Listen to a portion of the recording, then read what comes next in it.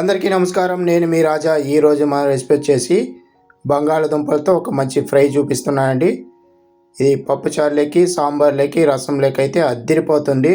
ఒకసారి మీరు ఇలా చేసి పెట్టారంటే మళ్ళీ మళ్ళీ చేపించుకుంటారు, అంత బాగుంటుంది. ఎప్పుడూ ఒకే విధంగా కాకుండా బంగాళదుంపల్ని ఇలాగా ఒకసారి చేసి చూడండి, సూపర్గా ఉంటుంది. ఎలా చేయాలో పూర్తి వీడియో చూడండి. రండి వీడియోలోకి వెళ్దాం. ముందుగా ఒక 3 మీడియం సైజు బంగాళదుంపల్ని తోలు ఒలుచుకొని ఇలా సన్నగా కట్ చేసుకొని వాటర్లో వేసుకోవాలి. ఈ బంగాళదుంపల కోసం ఒక మసాలా అనేది మనము రెడీ చేసుకుందాం. ఒక చిన్న మిక్సీ జార్ తీసుకొని అందులోకి ఒక 2 టేబుల్ స్పూన్లు పుట్నాల పప్పులు వేసుకోండి. అలాగే 1 టేబుల్ స్పూను వెండి కొబ్బరి పౌడర్ వేసుకోండి. మీ దగ్గర వెండి కొబ్బరి పౌడర్ లేదంటే పచ్చి కొబ్బరిని వేయించి కూడా వేసుకోవచ్చు. ఒక 1/2 టీ స్పూన్ కారము, ఒక 1/2 టీ స్పూన్ జీలకర్ర, ఒక 5-6 వెల్లుల్లిపాయలు, రుచికి తగ్గ ఉప్పు వేసుకొని ఇప్పుడు ఇదంతా మెత్తని పౌడర్ లాగా చేసుకోవాలి. ఇలా మెత్తని పౌడర్ లాగా చేసుకోవాలండి.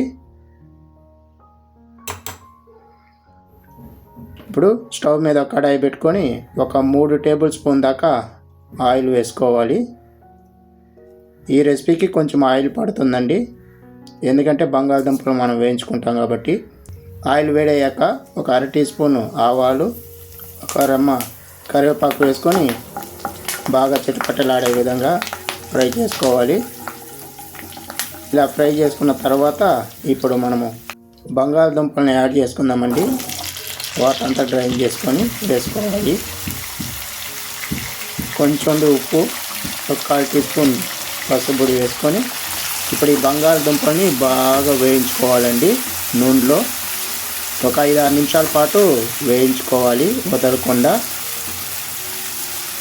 మంచి రంగు వచ్చేంత వరకు ఫ్రై చేసుకోవాలి. ఎరుపు రంగు వచ్చేంత వరకు ఫ్రై చేసుకోవాలి. ఇందులోకి నీళ్ళంతా వేయకుండా నూనెలోనే వేయించుకోవాలండి. అప్పుడే రుచి అనేది చాలా బాగుంటుంది. ఎవరైతే నా ఛానల్ కొత్తగా చూస్తుంటున్నారో సబ్స్క్రైబ్ చేసుకొని చూడండి. ఇలాంటి వీడియోలు మన ఛానల్లో చాలా ఉన్నాయి, అవి కూడా చూసి చేసుకొని తినండి. ఇలాగే సపోర్ట్ చేయండి. మీకోసం నేను ఇంకా మంచి మంచి వీడియోలు రుచికరంగా నేను చేసి పెడతాను. ఇప్పుడు బంగాళదుంపలంతా ఎరుపు రంగు వచ్చేంతవరకు మనకు ఫ్రై అయిపోయినాయండి. ఇలా ఫ్రై అవ్వాలండి. ఇలా ఫ్రై అయిన తర్వాత ఇప్పుడు మనము కొబ్బరి పొడిని వేసుకుందాం. గ్రైండ్ చేసి పెట్టుకున్న కొబ్బరి పొడి అంతా వేసుకొని ఒకసారి అంతా బాగా కలుపుకోవాలండి. ఆ ముక్కలకి పట్టే విధంగా ఆయిల్లో బాగా వేపుకుంటే సరిపోతుంది. 1 నిమిషం పాటు అలా వేయించుకుంటే సరిపోతుందండి. ఇప్పుడు స్టవ్ ఆఫ్ చేసుకొని కొత్తిమీర తరుగు వేసుకొని ఒకసారి అంతా మిక్స్ చేసుకొని సర్వ్ చేసుకొని తినటమే. మీరు ఒకసారి చేసుకున్నారంటే మళ్ళీ మళ్ళీ చేసుకుంటారు, అంత రుచికరంగా ఉంటుంది. చాలా డిఫరెంట్గా ఉంటుంది. పల్లెటూర్లంతా ఇదే విధంగా చేసుకొని తింటారు. ఆల్రెడీ నేను తిన్నాను కాబట్టి మీకు చూపిస్తున్నాను. మీరు కూడా ఇదే విధంగా చేసుకొని ఫీడ్బ్యాక్ మాకు చెప్పండి. ఈ వీడియో మీకు నచ్చినట్లయితే లైక్ చేయండి, షేర్ చేయండి, కామెంట్ చేయండి. మరిన్ని వీడియోస్ కోసం నా ఛానల్ని సబ్స్క్రైబ్ చేసి పెట్టుకోండి. ఈ వీడియో పైన మీ అభిప్రాయం చెప్పండి. మళ్ళీ వీడియోలో కలుద్దాం. ధన్యవాదాలు.